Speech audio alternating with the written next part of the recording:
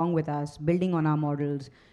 These things just unlock incredible amount of potential. So I think just to wrap this up, for sure, we don't want intelligence to just be in evals and benchmarks. We want to make sure that it delivers for all of us, because that is when impact will start to happen. And we're already seeing it, but we want to do much more. Sabina, you're the president and executive director of Just Jobs Network. Often we, create solutions without understanding the problem. And my question to you is, could you, for our own kind of education, explain to us the sort of features of agriculture, energy, manufacturing, these sectors which are going to be impacted both by climate action as well as with AI. But first we need to understand the nature of that market, of the nature of the labor market in these sectors. Could you help us understand that first? Then we can see how the skilling story responds accordingly. Thank you. Is this working? Yeah. Hello? No. You might have to just switch it on there. If it has a green light. Yeah, got it. There we go. Not the most technologically savvy person, clearly. But thank you, Arnaba, for inviting me here today. Thanks to CEW and all of your colleagues for the great coordination. So let me just start by telling you a story the way I see it, the way Just Jobs Network sees it. We're a research organization that really focuses on action-oriented research, gathering data from the field to really understand how technology and climate change and the energy transition are affecting real people's lives, right? Our lives, all of our lives.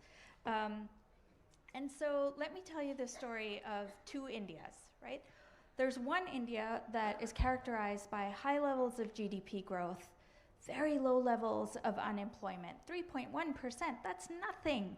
Anything below 5% is considered full employment. Berozgari to hai nahi. There's no real unemployment problem, right? We hear that. All of us are here today fascinated by the buzzwords of innovation and technology and entrepreneurship. How exciting all of that sounds. But then on the other hand, there's another reality that is also true. There's the reality of the phrase jobless growth, the fact that every unit of growth creates a very, very small, negligible number of jobs. So you can have growth, but it doesn't translate into jobs. I see a lot of young people in this room.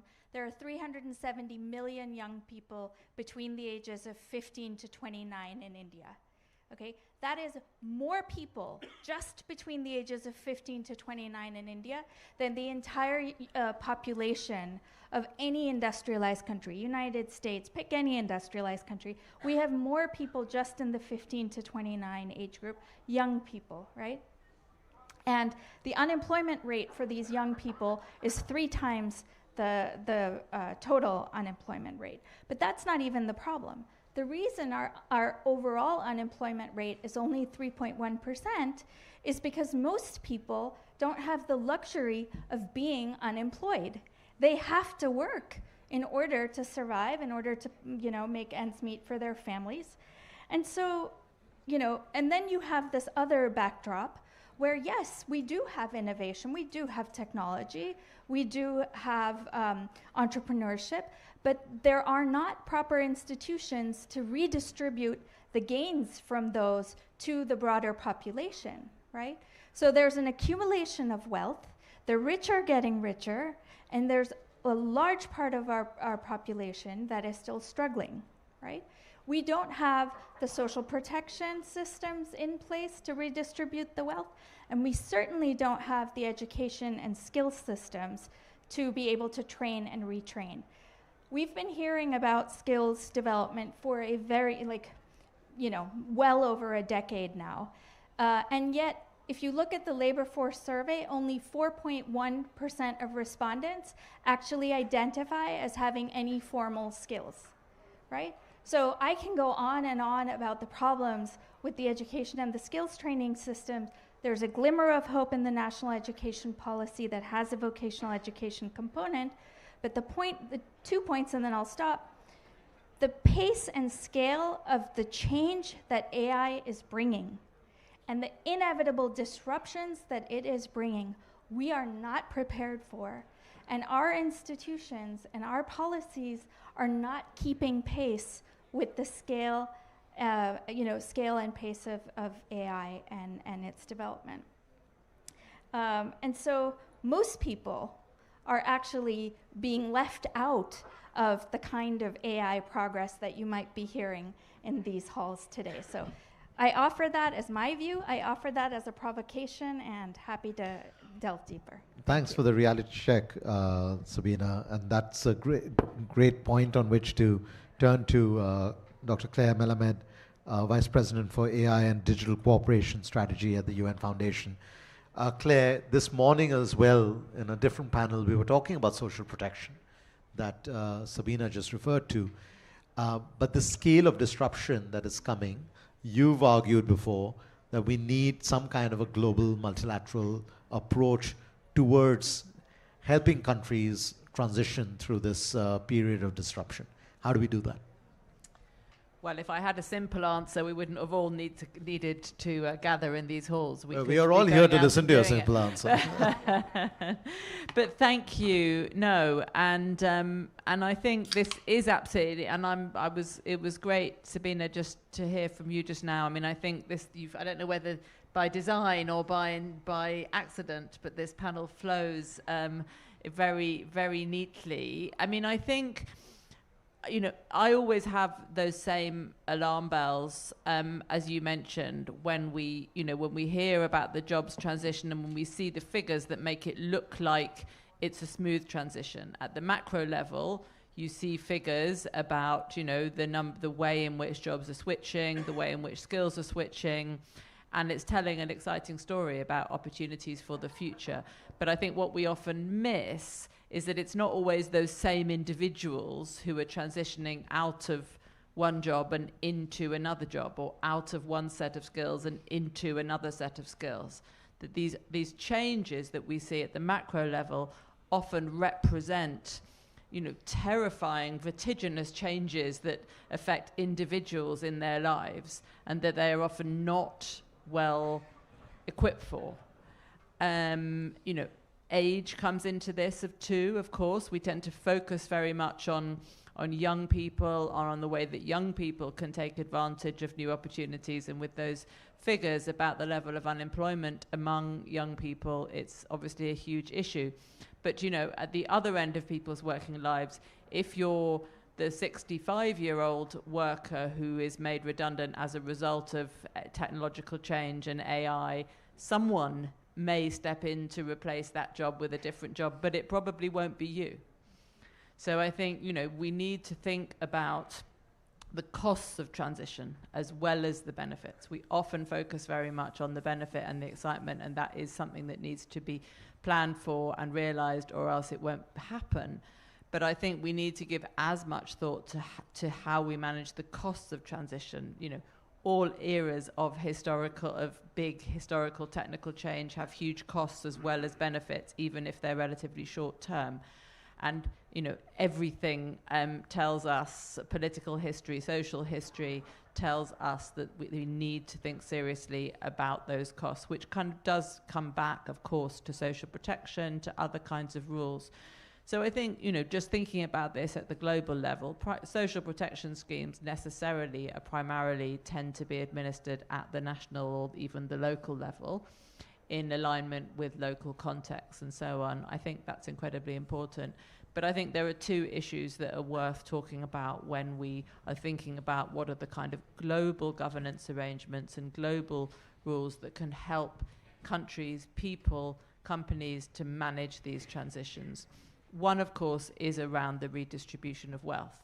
In previous eras of technological change, when we had primarily national economies, it was quite easy to say, let's redistribute the wealth from the winners to the losers, effectively, in this moment of change. Of course, that's much harder now if we consider tax as something which sits at the national boundaries, because the winners and the losers are often in different jurisdictions and different continents and very different parts of the world.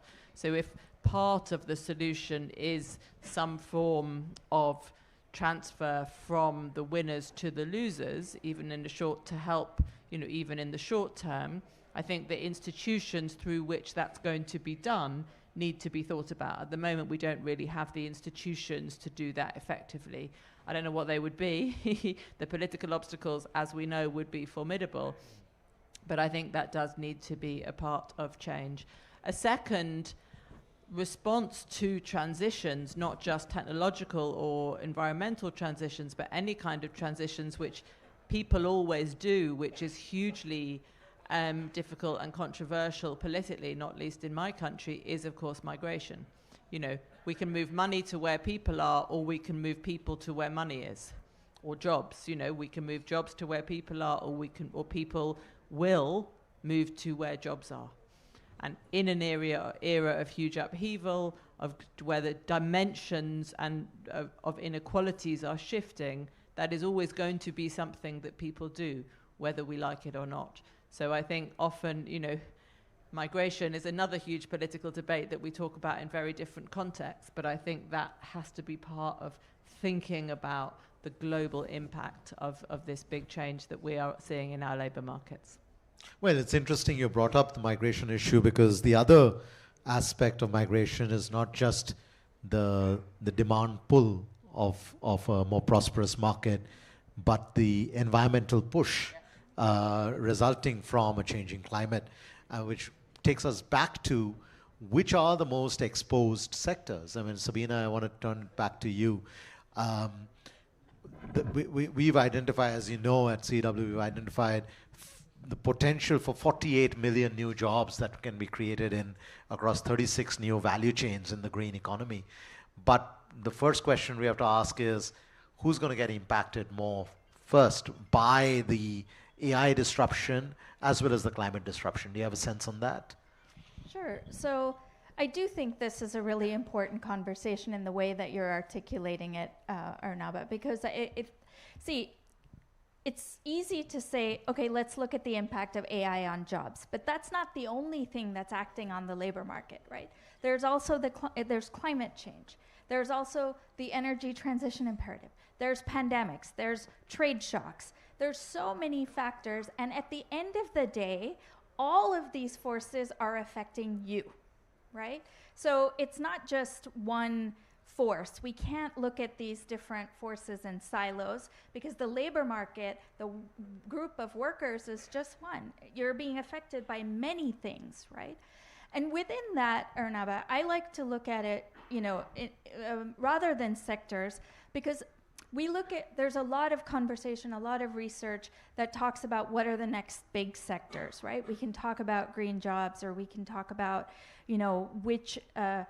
whether we should invest in labor-intensive sectors that are more job-creating, or the service-led growth.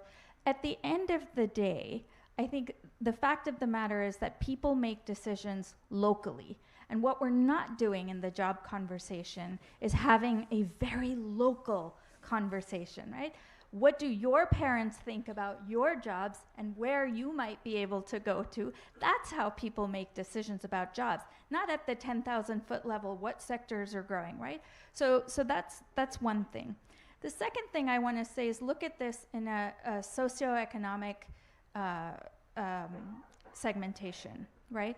So if you look at, this pervasive narrative that developing countries will be less affected, right? You've all probably heard this. Developing countries will be less affected than industrialized countries because so much of our economy is in the informal sector that is not going to be exposed to AI, right? That is just not right. Because if you think about it, we have more than 90% of employment is informal employment. One way of looking at that is 1 in 10 jobs is formal. And that's such a small number. So if there are disruptions, it's not affecting the overall economy. But let's flip that argument over, right? Let's flip that argument over.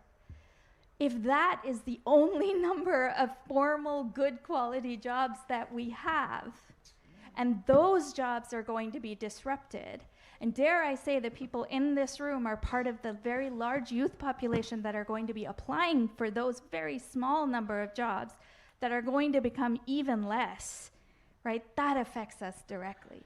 And so this idea that, and then there's multiplier effects, and then I'll stop. So it's, if the IT sector in Bangalore were to lay off a lot of workers, all the bars and the restaurants and the eateries, and they stop spending money, and then it has cascading effects across the other parts of the economy too, right? So we need to come down from the macro to the much more local story, and we need to think about this in very real, pragmatic terms about how this technology and the disruptions are going to cascade across the economy. Thanks. So, Pragya, Sabina has in some ways, thrown us the challenge. And when you work closely with governments, what would be your advice in terms of helping governments manage this transition in a conscious and an intentional way, rather than what Sabina is highlighting is often we think that the problem is not large enough because we are simply not counting the problem in the right way. So what would be an appropriate way of managing this transition with minimal, we can't say no disruption. OpenAI Academy is also doing stuff. So can you reflect a little bit on what your approach and theory of change is? Yeah, I think we're very clear that we're not the experts on this for sure. And I think we will have to work with, people like Sabina and Dr. Claire to, one, understand the problem, to work with them to also find the solution, and then therefore together give an advice on what should the government be doing around these issues.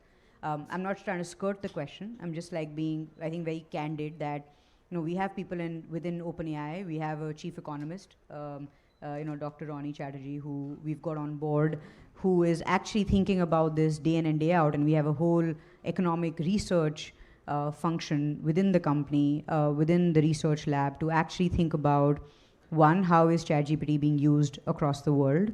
And then therefore, also what is the impact of jobs? And we did come out with a blueprint last year around this topic, where we had the chief economic advisor to the Prime Minister's office also come in and talk about his concerns around the job loss that might happen. And of course, I feel like the conversation has really shifted from last year, February, to obviously where we are today in February this year, because we can, to a very large degree, articulate at least what we have seen in the last 1 year, because now the technology is also evolving and in some way maturing. Earlier there was a very limited level of adoption. Now, of course, we're seeing a very high level of adoption, not only just within consumers, but also a lot around enterprises, like Nirmit was saying. And so we did do a report in collaboration with ICRIER, which we just launched actually over the weekend. And that clearly says, and we did go out and speak to or survey around 650 companies across India, because we wanted to root this conversation in facts. There was a lot of this, that, there's going to be a lot of job loss, and then there were a whole set of people saying there are going to be new jobs, so we're all okay. And so I think we really wanted to make sure that we're rooting this conversation in a little bit of survey which is localized and talks to what is happening in India, as opposed to a data set which is international and really doesn't speak to what's going on the ground. And what we've heard 650 companies tell us is that they are slowing down their hiring, but at the same time, overall growth of jobs within their companies is increasing. And of course, there's a lot of nuance in that fact and in that stat, and you can feel free to go out and read that report. But I think overall, what we are hearing them say to us is that they are seeing a lot of their engineers and their overall employees, not just engineers, but people in finance, legal, HR, across functions, actually be a lot more efficient and productive with the adoption of AI. And so I think really our view on this is that you have to adopt and you have to start using this technology to be able to understand what that reskilling, upskilling looks like, because at least what we've seen is that the upskilling is much faster and much easier. And we are, of course, making and taking initiatives like the OpenAI Academy to be able to provide all of this content for free, so that today, if you're a teacher, you can go out and understand what are the best practices to not just use our models, but use AI in general. Plus, we're also doing similar stuff by launching certifications of OpenAI, which means the minute you take those courses, one, you know how to use AI more effectively, but also secondly, your employability increases significantly after you take that certification. So we want to be part of the solution, and therefore we want to be able to work with universities, with experts to figure out what's the right path. And we're doing a lot around diagnosing the problem as well with Ronnie and our team. So again, both you, Pragya, and what Aditi presented earlier, we are clearly seeing there is a premium applied to whether you have the green skills or whether you have the AI skills. The question is, I think as Sabina was saying, and what you are also, I guess, attempting to do, bringing that down to a place-based conversation rather than just a macro conversation. So Nimrit, as an entrepreneur, what would you say are, I mean, if you had to give some kind of, green shoots of enthusiasm out to the policymakers, what would you say are India's core strengths in its skill base or in its kind of demographic base or otherwise, which we can present as here are some strengths that we could leverage through this transition and disruption? So I'll use the word, I think so with AI and jobs, I'm cautiously optimistic. That's the word I would use. So of course we need to be cautious, but we also need to be optimistic. See, as humanity, we run on hope. And I can say that without having any agenda on either sides, because I also run the biggest human job network for 0 to 7 years, which is Youth of India. And on the same time, we also have Blue Machines AI, which is on the AI, agentic AI side. So I can be probably very, I would say, bipartisan in some shape and form as I talk about this. So at least my perspective on what we are seeing, and before Microsoft Excel came out, in some shape and form, there was like a whole building of people doing calculations and modeling. Once Microsoft Excel came out, all of this modeling work was done by Excel.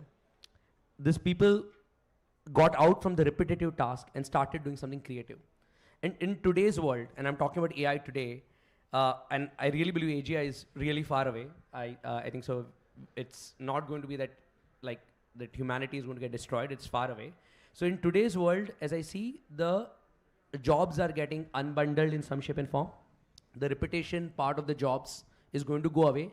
Humans are going to be more creative. For example, yesterday I was using one AI tool to build. I was with my marketing department. We were trying to build a advertisement, and in that advertisement, we were trying to say a guy is driving the car, and we had to specify the guy is driving the car, but the shoot angle has to be from this side, and then the car moves in this side. So all of the directorship or that creativity is still human, and I think so. We humans are best at creativity, and that is what we do more, and we will start seeing that more jobs going in that direction. I will also see again there's going to be a very big rise if the two jobs if I'm going to bet on for future is FDE, forward deployment engineering, because a lot of times big organizations struggle on how do you go and apply AI. Like say it's a trucking business, they want to apply AI. If you don't understand trucking very well enough, you cannot apply AI there. So think about that, transitioning that job, I think so that will be very important. Evals is going to be a very, very big thing for India. I'm really, really looking forward to that. See, India is a very, very complex environment, multilingual, multi-sectoral. There are different cultures, and to ensure that AI works in that way. So we are seeing a lot of work happening in that direction, and where we have a frontier small lab at Apna, which is actually building those data sets which big model companies will use in future. So that will be. World models are coming up in future. I think so a lot of work is going to happen in there. We are also building data sets there. So as we see a lot of this are new jobs that are getting created. So at least my perspective is I don't think so if I am a graduate or I am say maybe 2 years into a job, I will not lose my job to AI, but I will lose my job to a person who uses AI. So at least my perspective is going to be there. Try and learn new skills. I don't think so we can be like an ostrich saying that AI is going to change the world. What do I do? I think so get the head up as a young person getting into professional world. See where you can apply AI, because see, AI can do a lot of mundane tasks, but nuances is what we humans are good at. Use your power of imagination, nuances, ask the right questions, use AI to then scale it to this, and we'll hopefully go to a world of extreme abundance. And I really hope hope that we go in that direction. Okay. Let's stop at extreme abundance and turn to Claire, because we've had a diverse discussion on the micro issue that Sabina, Pragya, and Nirmit have identified. And there's a good story to tell, and there's a uncomfortable story to confront. But back to governance at a national level or a global level, political leaders might be aware of the micro, but have to articulate a macro. And that's where nuance gets lost. How do we balance this diversity of views when it comes to developing those guardrails, those cushions that you want some international cooperation on? What's the biggest risks we want to confront? I mean, I think that the international conversation on AI is, as we all know and as we see here, very fragmented, and it's perhaps better to think of it as several conversations. There is a conversation about safety and the sort of existential risk element, which is different to this conversation about jobs. There are overlaps, but it's just a different conversation, and that's okay. Not everything has to be about everything. I mean, I think on this jobs question, as I say, I think there's two ways to look at it, and I can see that we have 1 minute left, so let me try to be as quick as I can. I think one is for governments to do the things they've always done, but just do them in a new context. You know, governments have always thought about employment. It's one of the main reasons why governments fall, is when there is high unemployment and governments are not meeting people's aspirations. So of course, public policy is often very much dominated by questions of employment. That's going to be the same. It's just in this new context. Governments have always thought about skills. They've always thought about social protection. So I think there's a way in which the AI conversation is not new. It's just a reformulation of exactly the same public policy issues that have always dominated political debate, but with the new opportunities and risks. And therefore, I think a level of urgency that perhaps we haven't seen for a while. There are, of course, some specific things that governments can do, that they must do, that are responding specifically to the opportunities and the threats of AI, which are in the areas that we've discussed here: skills, social protection, all of those things. I would like to see, my last point, I do think there is a problem with leadership. I do think that although there are many governments who talk a lot about AI, and it's a train that everybody wants to be on, I do think that we perhaps have seen a little bit less in the way of specific actions confronting the complexities. Everybody wants to be the person who shakes hands over the new data center in their country and things that look great. People are a bit less keen to talk about what the costs might be, and how they, as governments, have a responsibility for managing transitions. But finally, you know, governments do stuff because we as citizens make them do stuff, ultimately. You know, I think we can't pass the buck to companies any more than we can pass the buck to companies or to anybody else. If we want this to happen, ultimately it always comes back, you know, as the jobs question does, it always comes back to the individual and to what we want. That focus on ultimately our individual responsibility is spot on. All sorts of sirens and bells are going off. I guess, I mean, that's a sign that we got to all wake up. I think what we've got from this panel, I'm really sorry that we don't have time for questions, but we've got from this panel is, on one hand, the huge opportunity that exists in terms of the clean transition. We at CEW say, let's create clean markets that don't exist. I guess we now have to create clean labor markets that don't exist. And I think the data that Aditi shared, the tool that Weber, my colleague, shared, but also what Nirmit, you as an entrepreneur are trying to do, Pragya, what you're trying to do with your stakeholders, Sabina, you shining the spotlight on the uncomfortable things, and then Claire, you trying to take it up to the halls of the powers that be. I think it just demonstrates that this is not going to be solved by any single individual or stakeholder. It is a partnership, but that requires intentionality. Um, we are here to partner with all of you, but all of you out there, good luck in retaining your jobs or getting a new one. Thank you.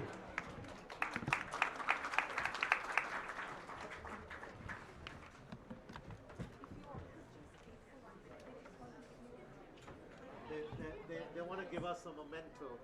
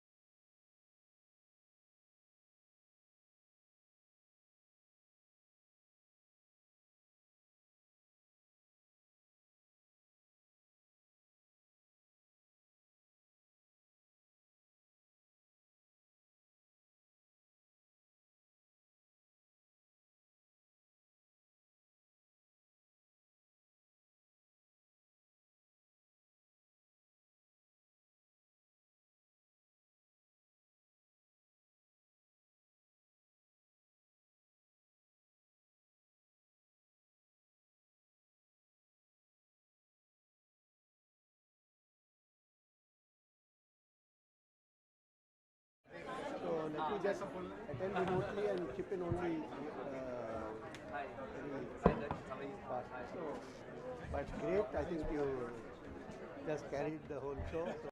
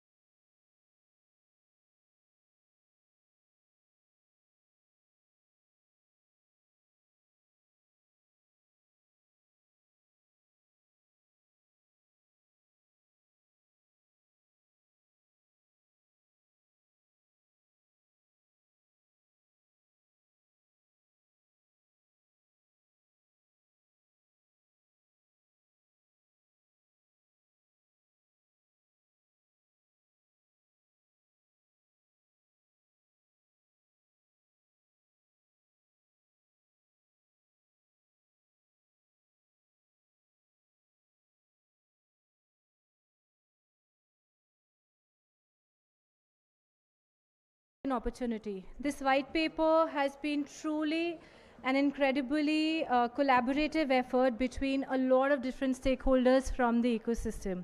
How the idea started was with a simple fact. With every technological revolution that has happened in the past, the fear of jobs is there at the ground.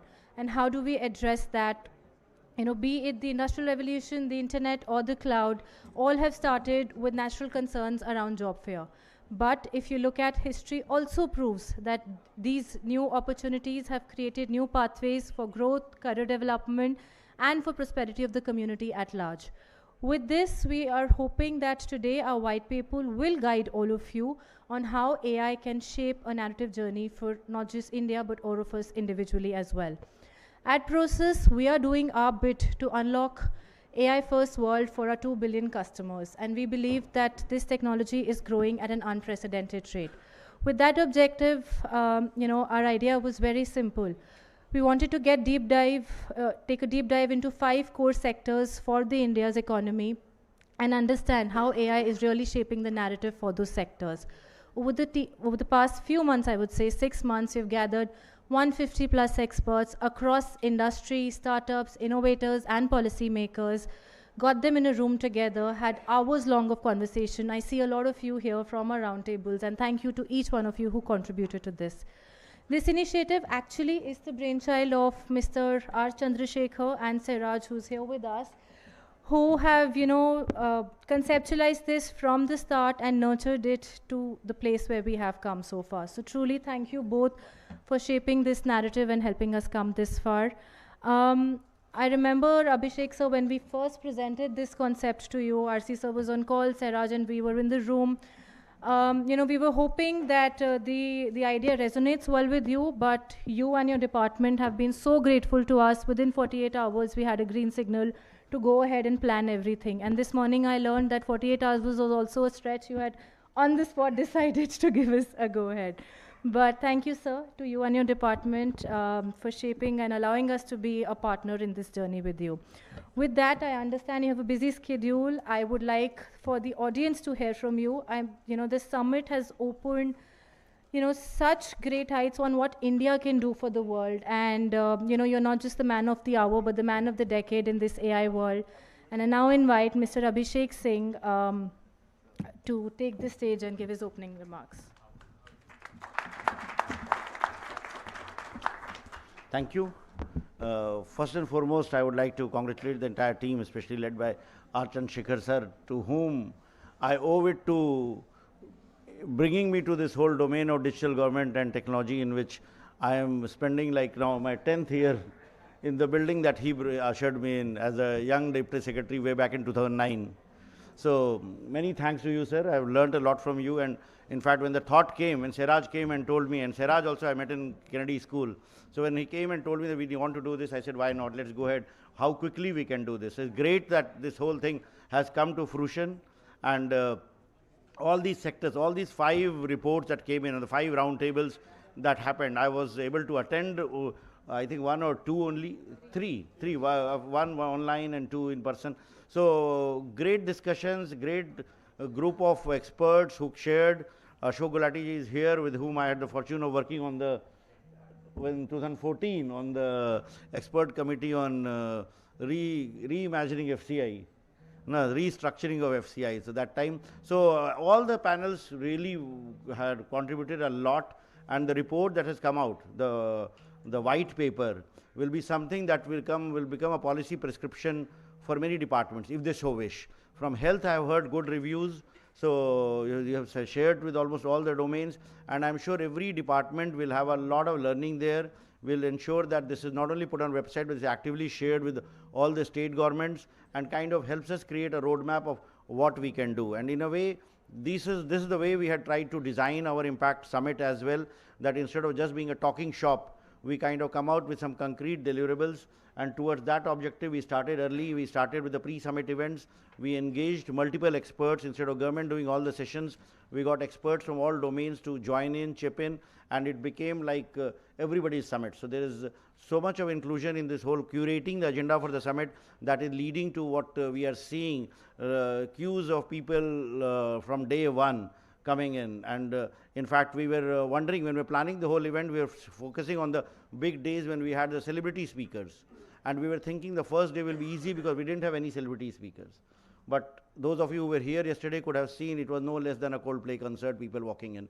So thanks to the effort that you all put in through the various sessions, the pre-summit events, the deliberations, and I'm sure this white paper will continue to guide us in the days to come, but this is not the end. The engagement with the process and team is just the beginning. While we go ahead in executing this, we'll look forward to continuing your support. And in fact, it's good to see your chair also here, because you're meeting with the Honorable Prime Minister in South Africa. He has referred to it on almost every meeting that we have had. Are they coming? So confirming this. Good to see you here, and I'm sure the deliberation that follows with the expert panel will be very engaging. I'm sorry I will not be able to stay for the whole session, but look forward to learning more from what happened here. Thank you.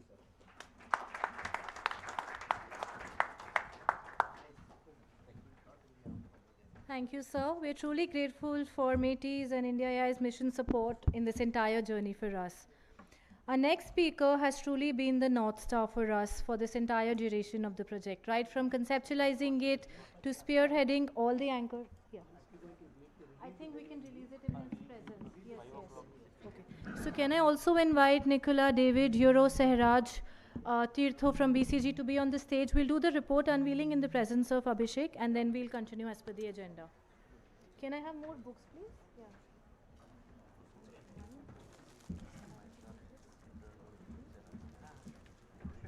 Come now, come.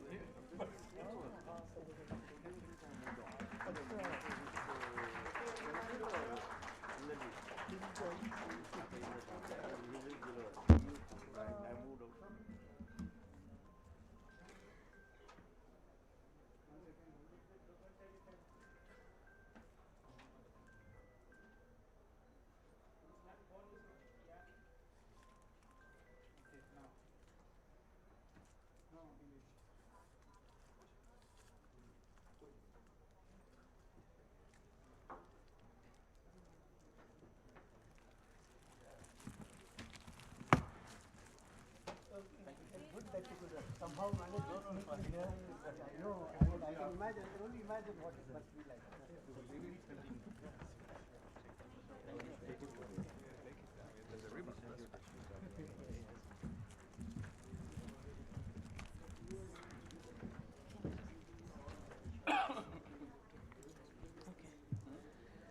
Okay, so we have gone ahead with the report launch.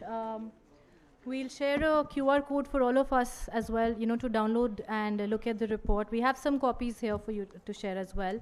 But moving on as per the agenda, I'd now like to invite Mr. R. Chandrasekhar. As I was mentioning, Sir has been the chief project mentor, right from conceptualizing this project to helping shape every narrative. He's co-chaired all our roundtables, and he's truly been an amazing mentor in this entire journey. Sir, thank you so much. I'd love for you to now set the context for the audience.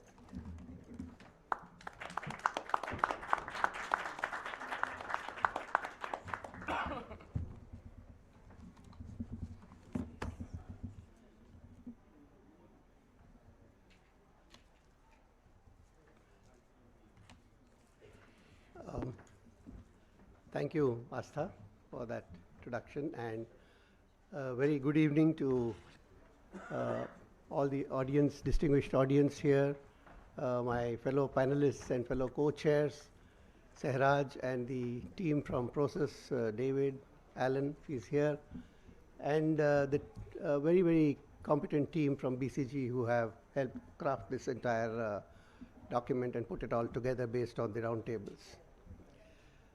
So I thought I'll just share a little backdrop of the 5 roundtables. The co-chairs will speak on the specific areas. I think it's now pretty well recognized that AI is a defining technology of this century, although we are just into the 3rd decade of this century. And it's touching every sphere of human activity, including cognitive and even creative functions. Its impact has been and is continuing to be deep and wide. It impacts growth, it impacts equity, and it impacts jobs. The technology itself is borderless and universal, but the effects are not so. Context matters, and matters hugely. For India, the opportunities are clear. Vast digital capabilities, which the country is now known for, rising technology entrepreneurship, which has been the story of the last couple of decades, progressive policies from the government, and all of this sitting alongside pressing gaps in human development and the needs of human development. But I think the fact is that despite the power of AI, the benefits will not come automatically to the country. So this series of 5 sectoral roundtables covering 5 sectors, healthcare, agriculture, manufacturing, education, and finance, were taken as important sectors, but also exemplars for what is possible in any sector if we put the best minds together. And in each of the roundtables, we had some of the best minds in the country with practical experience, not just conceptual or theoretical knowledge, and then find and identify a path which actually suits the Indian context. The goal was really to maximize equitable growth and job creation. And it turns out, it's quite interesting, that the narrative in a lot of Western countries has been agentic AI slowly taking over human functions. And that naturally leads to apprehensions of job losses. But India can chart a different path, as it turns out, for a variety of reasons, but only with deliberate design and carefully crafted and tailored to India's reality. In order to do that, what emerges is actually that we have to address 2 levels simultaneously. One is the level of innovation, point solutions for specific problems, which entrepreneurs and innovative startups are particularly good at. They can drive that part of the agenda. But the second level is also equally important when you are looking at a transformation of an entire sector, and that is the ecosystem level foundations where government plays a critical role, such as standards, digital public infrastructure, regulatory frameworks, clearly defined roles for the state and for the private sector, and well-balanced data policies which protect the rights of people on one hand and yet unlock the vast pool of data for creating safe and relevant AI. This white paper is not and should not be viewed as a conceptual exercise or a theoretical framework.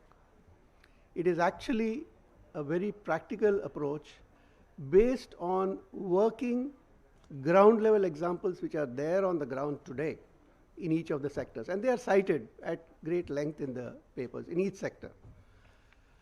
And these well documented instances also cover the other level, which is the ecosystem level and the infrastructural level and the foundations. But at the same time, it's not as if because those 2 are getting addressed, the change will happen. There are gaps. There's no question about that. There are gaps that need to be filled to enable sectoral transformation at scale.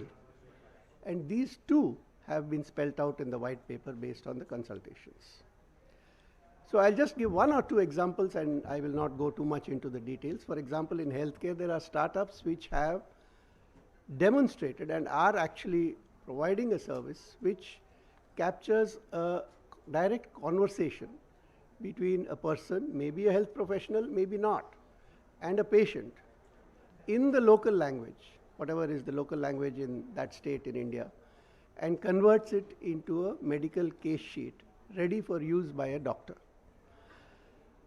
And that has the benefit that it really reduces the crunches, the time that a specialist has to devote to a particular patient. There's no reason why this can't be done across the length and breadth of the country. We need to do it, and we need to figure out what is holding that back. There are certain areas like regulatory steps, including standardization, which are needed to scale such development so that they are transportable across different institutions, medical healthcare institutions, and different specialists. Similarly, in the area of agriculture, there are entrepreneurs who provide drone-based services which allow precision agriculture. You know, in India, farmers are not going to invest the capital required to buy drones, much less learn how to operate them on their own. That's not the way the Indian economy works. It's going to be all provided as a service, where everything is consumed as a service, and in the process of providing that service, huge employment opportunities get created. And according to one estimate, provision of such services on a wide scale can lead to an employment of as many as 1 crore people in India with 50 lakh drones at a 50% penetration rate in agriculture as compared to an 80% penetration rate in China. So there's a huge amount of potential for growth and for equitable growth and for providing employment opportunities. There are many benefits which flow out of this, apart from the employment, obviously. It leads to savings for the farmer because of precision agriculture, less water consumed, less fertilizer consumed, less pesticide consumed, more sustainable agriculture. But I'm sure Professor Gulati will speak much more authoritatively on that area and many others as well. So I just wanted to flag this as an example of how growth, equity, and job creation can happen simultaneously using AI. But the important thing is that the policy has to be aligned with the use of technology. So if you have, as is the case in India in some areas like agriculture, if you have a policy which subsidizes the inputs and in a way indirectly promotes profligate use of such inputs, then AI which helps you to optimize them is unlikely to succeed, unlikely to provide a viable business case, unlikely to support an entrepreneurial startup. So there are many such examples, but I will, in the interest of time, I will move forward to the ecosystem level things which are already happening in India. And in many of the sectors, local entrepreneurs at the front end, they front end whatever services are available digitally. The sophistication and the technology is at the back end. The front end is a human person. And that helps, especially in the Indian context, which is a very tightly knit society, especially in rural areas, to provide trust, empathy, reliability, and accountability, all of which are not currently AI's strong suits. For example, in India, the community service centers, the CSCs, there's 500,000 such centers working across the country, which currently employ 2 million people. And this is without any government expense. They are all self-employed. That's a testimony to the workability and the employment generation potential for such extensions of the services. We also have DPIs which are working at population scale, like, for example, the UPI, the payments interface, the Aadhaar, which is the ID, the digital identity, and so on. And all of these, I think, show India's execution capability at scale. So extending some of these pieces, whether at the ecosystem level or entrepreneurs working at the specific problem and specific solution level, and then fitting these pieces of the jigsaw puzzle together in a meaningful way are what would deliver the kind of value that India needs and seeks. So for each of the sectors, there are actions which are needed by various stakeholders, which have been elaborated in the white paper. The components that are already available and the gaps that are there also have been indicated. And the supporting policies have also been spelled out. I'm not going to say more than that because I'm actually hoping that you will read the white paper. So if I say everything, there may not be enough reason to do that. So I will leave it now to my co-chairs to detail the assessment and recommendations for each of the sectors. But I would just like to add that AI definitely can create a lot of jobs in healthcare, education, agriculture, manufacturing, and finance, and probably many other sectors also which we were not able to touch. It enables assisted access to services. But equally importantly, in a country like India, it bridges skill gaps. It generates at one level high-skilled technology roles, which some people who are already in the tech sector can be molded to fit into, and also a lot of low skill level people who can do much higher skill jobs provided they are supported by AI, and both are possible with very limited amount of training. So in that sense, it is actually able to contribute substantially on a net basis to India's employment. India's digital track record shows that when the goals and the roles are clear, scale and speed follow. And the challenge now, as the recommendation show, is in execution, turning these insights into delivery and intent into measurable impact. The report aims to catalyze that phase and bring all the stakeholders together in a consortium or as a grouping, which will carry this forward and subsume more and more people into this partnership to work amongst themselves as well as in close partnership with the government. Before I conclude, I want to thank the team from Process here, Sehraj, Astha, and the team which has been backing them for the tremendous work in driving and organizing these consultations from start to finish. As Abhishek Singh said, it's not easy to take this through to its conclusion. And the BCG team, which was very, very competent and which actually crafted together, all the consultations in the round table into this white paper. I was joking with somebody that if you were there in the round tables, you might find it somewhat difficult to relate it to the very coherent, well thought out recommendations in the white paper because there were so many diverse views. But I think that impossible task has been managed very well, thanks to BCG. And finally, of course, MeitY, you heard from Abhishek Singh himself, the country AI mission leader. And I think what better shot in the arm can there be than that? He was here for the release and has underlined the importance that the government attaches to this white paper. So thank you all very much, and it's great to be able to talk to you here. Thank you.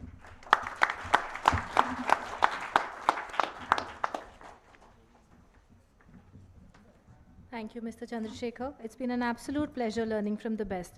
We will now move on to the sectoral flash insights, quick, high-impact perspectives distilled from the months of research that we've been undergoing.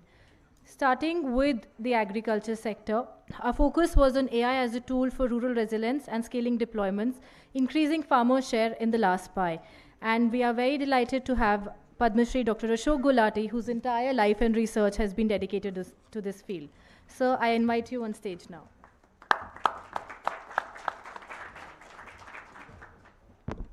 Thank you very much, Astha, and all protocols observed. Let me straight get to the point, because she says 5 minutes, upper limit 6 minutes. India's biggest challenge on this planet is going to be ensuring food and nutritional security for its population. We are 1.45 billion today. We are going to be 1.67 billion by 2050. We have 18% of the world population, only 10% of the arable area, and only 4% of the freshwater resources. This is going to be a big challenge with rising incomes. These underfed millions are going to demand more and better food. Therefore, are we going to meet that demand? How do we do that? So far, India is lucky.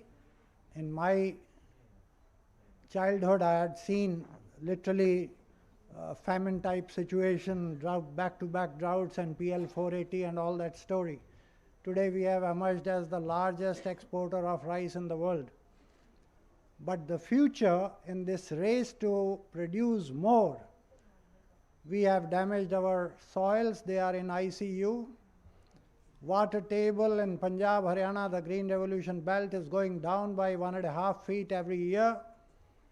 The greenhouse gas emissions and biodiversity all are being lost. This business as usual cannot deliver us and cannot assure us food security in the long run. Technology has to help, and AI is the one which tells us how to produce more with less. That is where precision agriculture has to come in. Precision agriculture already is being used in a number of countries in the West. You go to John Deere in US and you see behind the tractor see and spray technology, and they will spray only what is needed. With the same water, with the same land, and with the same or less fertilizers, you can produce much more. To give you an example, China has a lesser arable area, 129 million hectares. Our arable area is 159 million hectares. Their production of agriculture is double than ours. That is with the existing technology. The moment you bring in AI into the picture, you can ensure a lot. So first is sustainability through precision agriculture and the application of AI in that. As you rightly said, every farmer cannot buy that capital equipment to do that, and therefore we will have to Uberize the tractors, the precision farming implements. So think about Uberization of drones and tractors and harvest combines equipped with AI facility. With that, I think you can turn it around. Food security we have achieved today. I am hopeful that we will be able to ensure enough food on the table in the years to come. What is lacking, and for next 20 years, our challenge is nutritional security. The wheat and rice of today has at least 30% less zinc than what it used to have in 1960s and 70s. That zinc deficiency, because our soils have become deficient in zinc, because we are overusing chemicals of urea, because of the policy that Mr. Chandrasekhar referred to, that distortion is creating imbalanced use of resources, especially chemical fertilizers, leading to deficiency in the soil and therefore deficiency in the crops, and therefore deficiency. Stunting is caused, one of the reasons is stunting is being caused by lack of zinc in our wheat and rice. Now, how AI can help? The genome mapping has been done. The gene editing is going to be the future, come what may. And with that, you can bring in traits with higher biofortification of higher zinc in wheat and rice. So that's how many of these problems will have to be sorted out. So food security, nutritional security, climate change, because climate change is on our head, no matter what the US thinks about it. 1 degree temperature up, and this is the February month, 5 million tons of wheat will be gone. If from the normal spike of 1 week in temperature, you will lose at least 5% of wheat. Now, how do we tackle that? Again, climate resilient varieties by putting in those traits through gene editing, by using AI. AI can do today in very short time what the normal breeding processes of change would do over years. So that's the miracle that is going to happen. What we have done in the last 50 years, I think next 10 to 15 years of AI application is going to do much more than that. But I need to talk about jobs. This limited use and precision farming is going to lead to growth. And when the cake increases, okay, time check, 1 minute only. Growth is what creates jobs. We can produce double of what we are producing today, and that is what will create jobs. And a better job, high-skilled jobs, I think with that and building value chains, unfortunately we still talked about production, not the marketing part, but a lot can be done on the marketing also by using AI and blockchain technologies. Thank you very much. Thank you, Dr. Gulati. I'm sure with your dedication, we'll have some of these recommendations implemented soon. I'm going to request every speaker to please limit to 2 to 3 minutes. I will be strict with the time now. But moving on to the education, you know, as a parent to two beautiful girls, this was an eye-opener session for me for the fact that with ChatGPT and Gemini teaching the subject learning, what, you know, students are learning in school becomes all the more important, from social intelligence to emotional. And with that, I would request my next co-chair, Manit Jain. He was the former chair at Wiki Arise and co-founder of I Am Teacher and founder at Human Learning. Manit, over to you. So you gave me 5 minutes, now I have 3. Okay, so India has achieved something historic. If you look at access figures, 96% universal access, 14 lakh schools, 24 crore students, 1 crore teachers. We've got the largest education system in the world. But there are failures at 2 counts.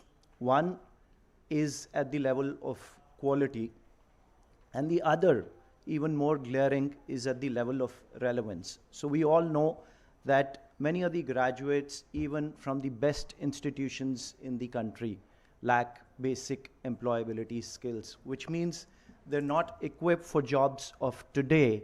I shudder to imagine what it means in the AI revolution. So we cannot only work on quality, so we can't just keep working on fixing quality over the next 20 years. We'll have to parallelly work on relevance. Otherwise, we might be in a situation where we've improved quality in that what is not relevant for the future. The structural friction at all levels. Teachers are overburdened. Students that are lacking behind find it impossible to catch up. Parents have no real-time visibility. And administrators are data-rich but insight poor. In an AI-driven world, a system that is low quality and slow-paced, slow to adapt, does not just fall behind, it becomes obsolete. And that's a genuine fear that we have right now. So it's not a tooling issue, it's more an architecture issue. And we look at 5 meaningful pillars in this reform. The first one being lifelong learning and personalized learning. When I went to school, it was very clear that on every examination day, I was relieved that now I don't have to remember this for the rest of my life. That was the industrial age paradigm of education. Now you can't afford to not learn continuously. At all ages, you will have to learn, you'll have to adapt. The good news is that there are technologies available now that will meet the child exactly where the child is. My God. The teacher role needs to change from being the teacher of a subject to becoming the teacher of the child. With the technology available, teachers and institutions should be able to reclaim time. And I think another challenge that we'd have to work on very seriously is parental awareness and parental literacy. How do you even parent in these times? So the policy recommendations that we have, and I'll skip most of them as you read them in the report, hopefully. One is for a unified platform where teachers, students, the government, institutions, everybody comes together one platform which provides personalized learning to students, AI tutors, which provides personalized coaching to teachers, which they've not had, rather than having episodic trainings. The second recommendation is to somehow eventually get to a place, and as soon as possible, where a device and a learning device and an internet connection becomes part of the right to education itself. I think we will have to provide that, since we failed to provide teachers, quality teachers to every child. EdTech startups will have to move beyond, again, subject delivery to areas like socio-emotional learning, physical literacy, financial literacy. We'll have to work on all of the areas that are going to be more relevant in the times to come. Yes, I think I'll stop here, but I definitely want to say that these are very disruptive times. We're facing a revolution, and evolutionary measures or just tweaking around the edges is not going to suffice, especially in education. So if we're just improving on models of subject delivery, then our models will definitely fail. But there is great hope for democratization of education, and I'm sure the policymakers are watching, and together we'll be able to make that difference.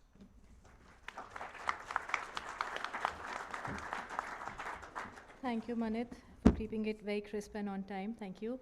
We'll quickly move on to the next sector, which is healthcare. For healthcare, we had Dr. Soumya Swaminathan, who was co-chairing the session, but she could not join us today. So we have the MD and partner from healthcare practice at BCG. Kshitij, I invite you over. And please, 3 minutes.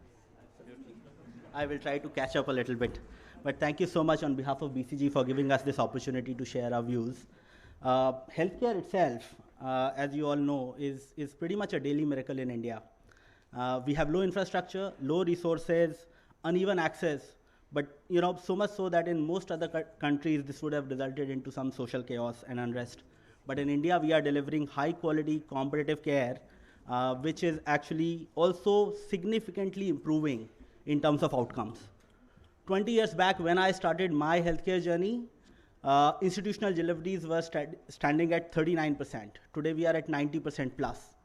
Life expectancy has grown above 72 years. Financial coverage, which used to be a very, very big issue in the past, right now we are looking at out-of-pocket in India at less than 40%. So we have moved significantly. But as often said, the last mile is where it all breaks, or that's the most difficult one. Journey ahead is going to be difficult and challenging. There is a large space to cover to reach global benchmarks. And in the context, facing structural challenges that India has. 2/3 of our population reside in tier 2, 3, 4 cities and villages, which is very, very difficult to get quality clinicians. Access is uneven. To give you an example, in Kerala, we have one doctor for 500 people. In Nagaland, we have one doctor for 5,000 people. So that's the kind of discrepancy that we are living in. Of course, diagnostic penetration and all of that is also a very, very big challenge. And then, this has to keep up with the changing nature of disease burden in India, moving from communicable disease to now significant proportion of our disease burden falling in non-communicable disease. I think our workforce has done a great job to make this space data rich.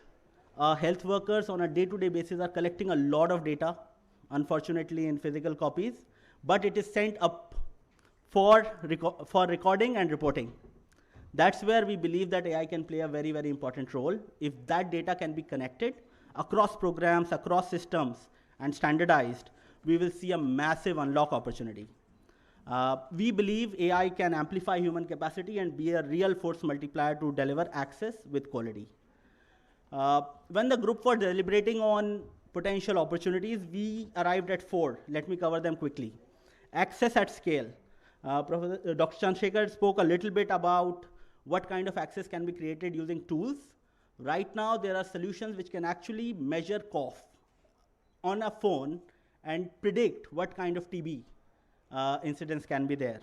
Imagine that being available to health workers on the ground, and then coupled with triage and prioritized access, which can unlock capacity not only at the ground, but also unlock specialist capacity, because only the high-risk cases would be going to the specialist, and care would be given at the right acuity.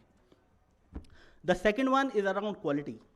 Again, the voice scribe that Mr. Chandrasekhar spoke about, think about that in the hands of the health workers on the ground, which is actually communicating with the patient, helping the health worker get the latest and greatest of information, real time, there and then, and be able to give solutions which are appropriate.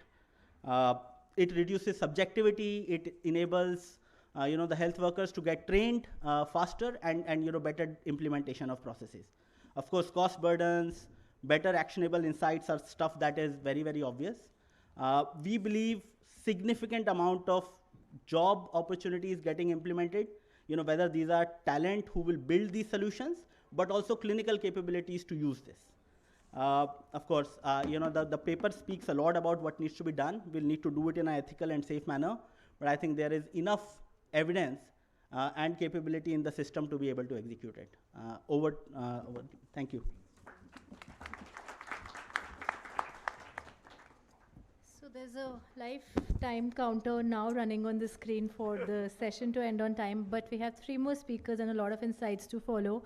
Moving on to the next, manufacturing. TP sir, I'll invite you now to run us through this.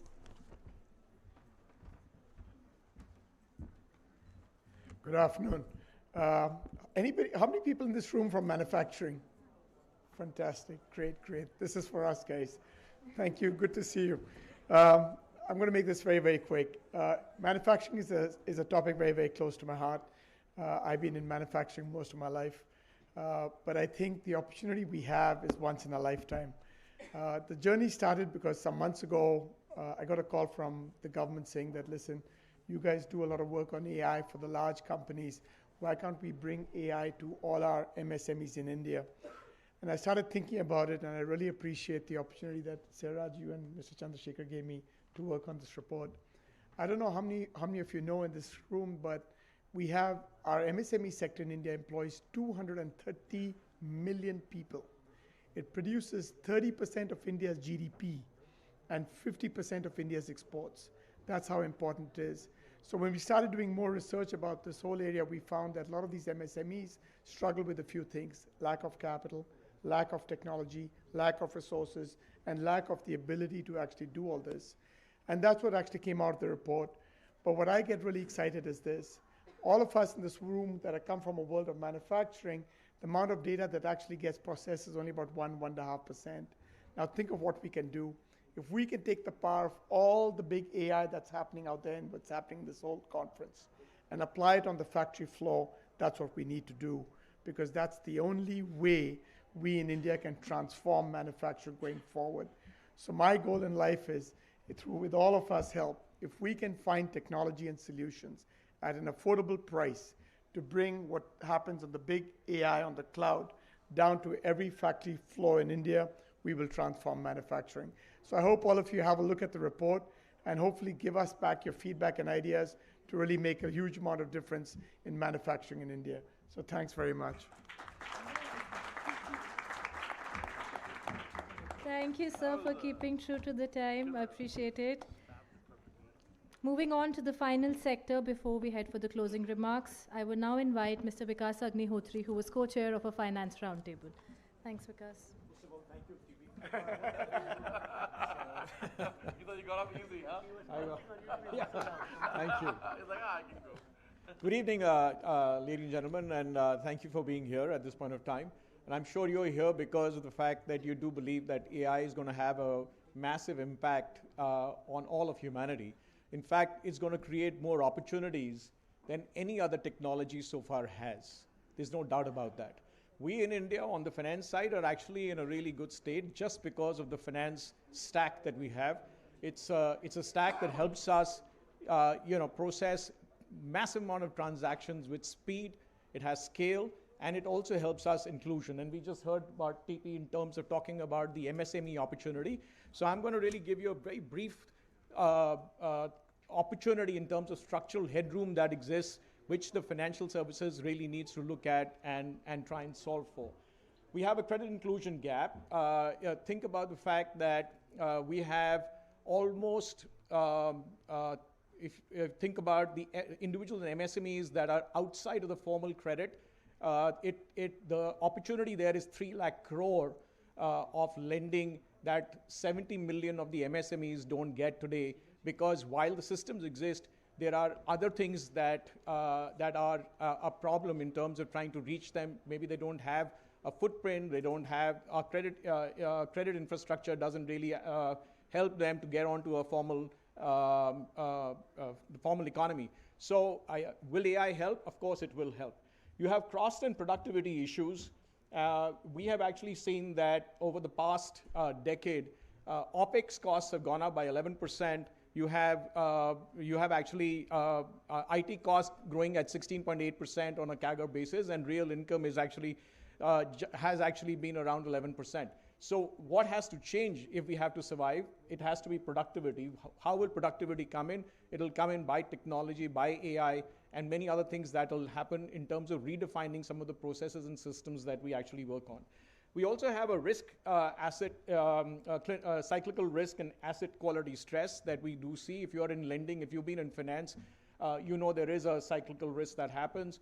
You will also know that every lender is always worried about delinquency ratios. They are worried about in terms of how do you do collections on time, etc. And many of those decisions actually then color the fact that you want to play a safer game, and you don't want to go into the financial inclusion that we need to look at this point of time. So will AI help? Of course it will help, and there's a big opportunity over there. We also have a deposit stress. When lending goes, the fact of the matter is that between 2013 to 2023, we've actually had a drop in the deposit ratio in household savings from 67% to about 40-45%. So we have a big issue in terms of that area, because if you look at banks, if they have to manage an asset liability mismatch, this is what causes a bigger problem, and AI again will actually help in terms of inclusion and bringing it together. Again, we have a protection gap. You have an underinsured population. Less than 4% of people are insured in this country. So how do we understand more of them, reach out more of them, relook at the underwriting that we actually look at? Again, AI with data and different kind of data will actually help you do that. You have all kinds of other risks that are on. How will in terms of AI, will it unlock opportunities? Of course, you've heard so many other people talk about it, and there is no doubt of the fact that AI is going to address opportunities. I think we are all in good state. Some of this will actually happen in a pretty near and visible future. But to do some of those things, a lot has to change, and we've tried in the report to actually give examples in terms of traditional BFSI. Some of them have to really redefine and reinvent themselves. To give you a very simple example, if you were to, if you were building a car, and you said that you want the car to have a mileage going up from 15 kilometers a liter to 25 kilometers, you will retweak the engine. But if you were to set yourself a goal that you want to do 100 kilometers a liter, you have to restart again, because the current system will not work, which is what I think the traditional BFSI stuff will have to do. And you have the regulators helping out. Fintechs and technology providers will also have to work into something like this in terms of how do they bring everything in panel. And again, industry bodies have to bring all of these things with one voice on the same page and work this together. Thank you very much. Thank you, Vikas. I'm sorry for cutting you all short, but we are stretched on time, and the next session has to start on time. But Vipin, I'll invite you now. Vipin has been instrumental with his BCG team, Tirtho, Sai, and everyone here, to help us distill these insights and to conclude the synthesis from the white paper. Good evening, everyone. So I think we heard from all the co-chairs as well as Mr. Chandrasekhar in terms of the insights across the report. But I just want to leave you with 4 points. The first one is there's a lot of discussion around whether AI will take away jobs. I think in India, the imperative is it's less about AI replacing jobs. It's more about how the productivity can be taken up, how the access can be improved with AI, whether it's healthcare, whether it's education, whether it's agri, and so on and so forth. So we are far away from the concern of AI taking away jobs. So AI is a force multiplier for us in that sense. The second thing I want to leave with all of you is, as we think about, as an ecosystem, as we think about this, I think we need to plan for a sovereignty on this space. both as a nation as well as an entity. As a nation, we should think about sovereign LLMs, sovereign stack, etc., so that we don't have dependence on the Western or the Eastern nations for this. And as an organization, as we think about adopting AI, it's important for us to create stacks which are more agnostic, modular, etc., so that depending on how the geopolitical situations arise, we can move away from whether an OpenAI or a Gemini or a, let's say, Alibaba-based stack. The third thing is, as industry, all of you think about the adopting AI, it's important for us to have a coherent AI strategy so that we can plan for the future and do it in a more scalable manner and move away from doing just POCs and actually start delivering impact because of AI. The last point I would leave all of you with is, this is not an effort which can be taken up by one entity. I think it's a collective effort of the government, of the fintech ecosystem, of the startup ecosystem, of the policymakers, of, let's say, education institutes, and so on and so forth. It's a collective effort of all of you to make this happen, make this change happen. There's no doubt that with all of this, the future is going to be disruptive for all of us. Thank you so much. Thank you, Vipin, to you and the team at BCG. And we're now towards the last and the fag end of the session. Euro, I invite you for your closing remarks, and thank you so much for joining us to be here in India for the AI Summit. Everyone, Euro is the Global Head of AI for Process Naspers Groups, and he's especially here to join us for this session. Euro, over to you.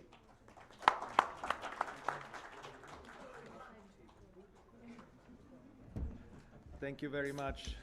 Thank you, Asta. It's a great pleasure to be here, first of all.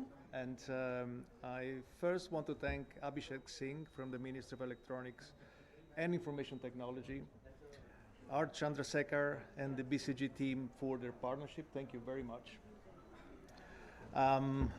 It's a significant period to be in India, and I think the Indian government has been able to put in motion, with this AI summit in particular, something that's going to be an example for everyone. So you're setting the pace, you're setting the example here. I spent decades. I'll do that. I know, that's fine, all right, sir. I'll spend decades building AI systems. I spent all my career building AI systems, and I'm deeply convinced that this is the inflection time, so that things are really changing. This is a new era that is going to affect all of us. And then we are going from chatbots and all image generation that was fun and so on, and we are working on agents, so things that do things for us. They carry out work, they carry out complex processes. If you go into some of our offices around the globe, you see the signs for the employees, build an agent so you can do something better, right?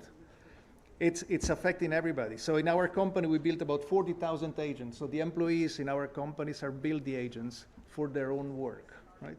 They build them because they'll make their work better. They drive efficiency, productivity in their everyday life, and it is just the beginning. This process started about 12 months ago, so we are just at the beginning of all this. The next wave is going to be millions of these agents, right? And yes, they are not meant to replace humans, and then we just don't want to replace humans, but they will change work, they will change societies. So we have to pay extreme attention to this, because that's going to be the way, the shape of the societies to come. And now the question is, I'm really amazed by this event, by the way, right? So why India, why now? And I think there are three main reasons. If you look at this, so first of all, the sheer size of this country, right? In terms of population, but there's also consumption of digital services. And let's remember one thing, artificial intelligence is predicated on two factors. It's predicated on data, it's predicated on talent. And you have both an extreme scale. It's just a matter of facts. The second one is infrastructure. You manage to solve some of the hardest problems that every other country in the world has, right? So you manage to solve identity, payment, interoperability of data with government services. So you have an extreme advantage. But also the third one is necessity. So AI per se is neutral. In fact, it's not. It's an unequalizer. If we do not do it well, it's an unequalizer. It makes a difference for those that can do it well, those that can't, right? Those that go faster, those that go slower.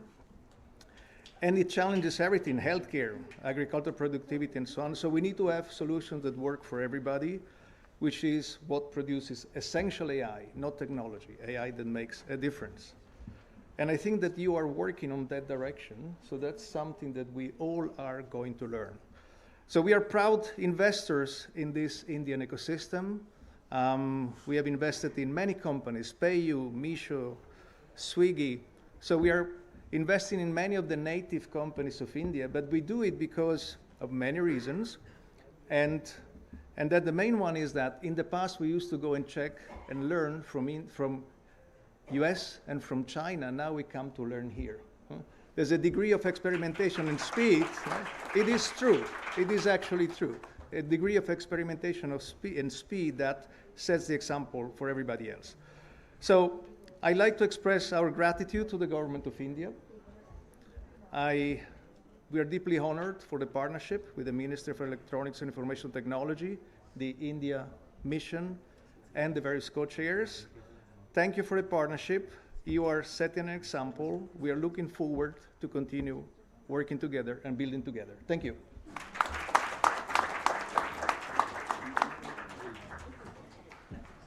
Thank you everyone. We have a small memento of thank you from the organizers for all the session chairs. We can give this. Thank you. And thank you to all the roundtable participants who joined us. Thank you, David. This session would not have been possible without you and the series. Thank you. Industries, rewriting opportunity, redefining scale. This is not incremental. This is transformation. Healthcare, 3 million new jobs by 2028. Drug discovery at half cost. Care reaching everyone. It's just a race against 150 million farmers empowered. Precision. Possible to get a copy? Yes, we actually had a QR code also. Per acre. Education, 40 million students impacted. 96% universal access achieved. AI is driving reskilling at speed and personalized learning at scale. Manufacturing, smarter systems, efficiency, safety, Guys, can we higher value. Finance, 46% productivity gains. can we please proceed outside the hall, please? AI reshaping how we Can the next session